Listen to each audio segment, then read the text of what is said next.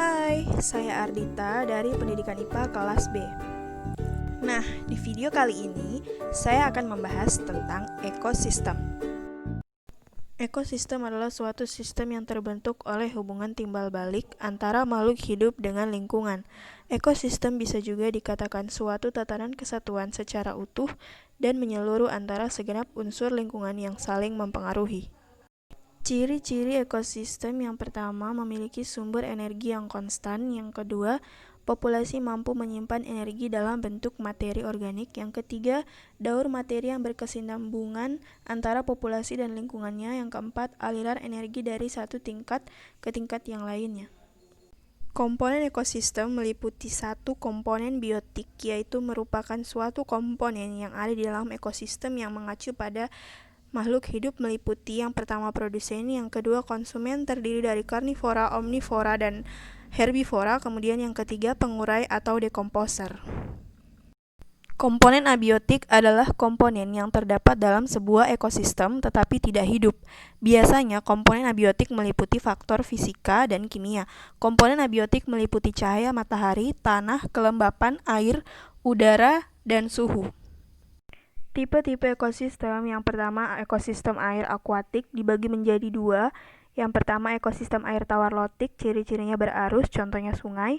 Yang kedua ekosistem air tawar lentik, ciri-cirinya tidak berarus, contohnya rawa air tawar dan rawa gambut. Ekosistem laut meliputi tiga zona. Yang pertama zona litoral meliputi ekosistem estuari, ekosistem pantai pasir, dan ekosistem pantai batu. Kemudian yang kedua zona laut dangkal meliputi ekosistem terumbu karang. Yang ketiga zona pelagik meliputi ekosistem laut dalam. Ekosistem darat atau terestrial meliputi yang pertama hutan hujan tropis, yang kedua savana, yang ketiga padang rumput, yang keempat gurun, yang kelima hutan gugur, yang keenam taiga, dan yang terakhir tundra. Kemudian ekosistem buatan. Ekosistem buatan adalah ekosistem yang diciptakan manusia untuk memenuhi kebutuhannya. Contohnya hutan tanaman produksi berupa sawah irigasi dan perkebunan. Sistem interaksi antara komponen abiotik dan biotik. Yang pertama yaitu rantai makanan. Rantai makanan merupakan model yang menunjukkan aliran energi nutrisi dari satu organisme ke organisme lain dalam suatu ekosistem. Jaringan makanan adalah hubungan antara rantai makanan dan spesies apa yang memakan apa dalam sistem ekologis. Interaksi antar individu. Interaksi antar individu yaitu interaksi intraspesifik dalam suatu spesies. Sebagai contoh misalnya dalam koloni lebah madu Apis sp atau pada koloni rayap termit.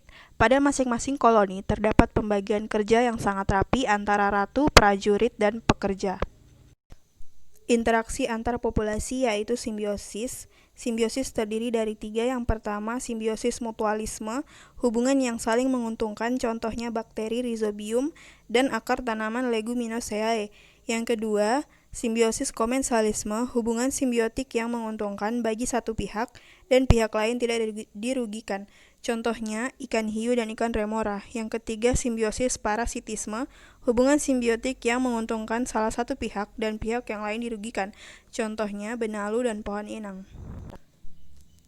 Interaksi antar komunitas merupakan interaksi yang terjadi antara komunitas satu yang terdiri dari beberapa populasi yang berbeda dengan komunitas yang satunya di suatu daerah.